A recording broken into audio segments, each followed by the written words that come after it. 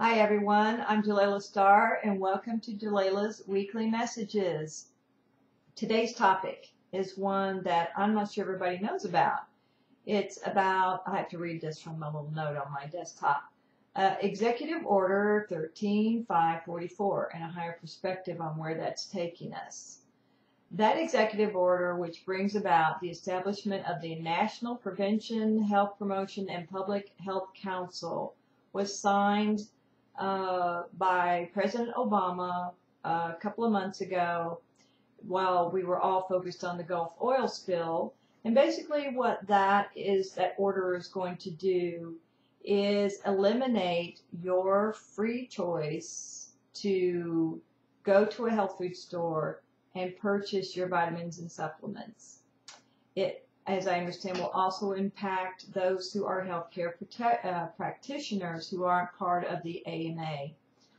And, it's going to create a lot of upheaval. The reason I chose to do this is because, it appears that once again, more of our rights are being taken away. And it makes us angry, it makes us fearful. Next thing we know, what we want to do is go run and hoard and stock up on all these vitamins and supplements. But really that isn't the answer. And here's why. All these things are happening for a reason. And the reason is that they provide us an opportunity to create the new society that we want, which is a balance of unity consciousness with individuality and free choice. Right now, we are headed toward a total unity consciousness society. Some people call it socialism, some people call it communism. Either way, it will involve the elimination of our free will and our rights. And those of my age, 50 and above, really are having a hard time with that, and understandably so. So the higher perspective on this is that this has to occur. Not that we're going to create a totally socialistic or communistic society, but we have to have the opportunity.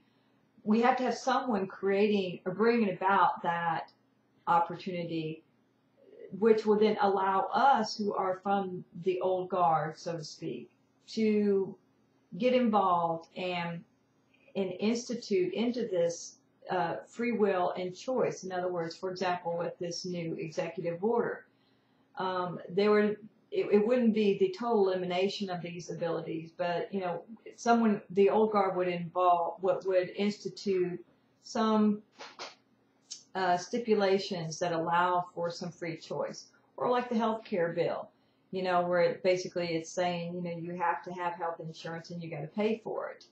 Well, the old guard would once again institute amendments to that bill that would allow for free choice, free will, and individual choice and individual rights. That is the purpose. What we're moving toward is integration, an integration where it's not all total oneness, but it's not all total individual, capitalistic form of government. It is a combination of both, which would be, the best thing ever. So that is why this is happening. And this young generation, Generation Y, born in the late 70s, mid 80s, all the way up to 1989, they are the ones who are bringing this forward. And in fact, they're the ones who are really that spearheaded the election of President Obama, because they have to step up to this plate for us to achieve this integration of our society before a certain point, because we are at the end of a grand galactic cycle. And taking that further from the galactic perspective, these kids are from worlds, the crystals, the indigos, the rainbows, from worlds that they were collective societies, but they found out that too much oneness was not the answer, and they came here with the hope that we, the old guard, would be their parents and grandparents, would provide them some way to create a society that has both the unity consciousness in it, but also with free will and choice still available. And when we see these things happening, these new executive orders, new bills being passed that appear to eliminate our rights, it's actually an opportunity one more opportunity for us to create a society based on both individuality and oneness in that particular area. So there will be more, so don't freak out.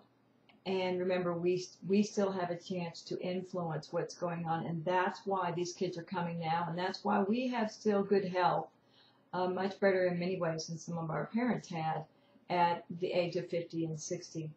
So hopefully this will help you in understanding why these things are happening, and I'll talk to you next week. Take care. Bye-bye.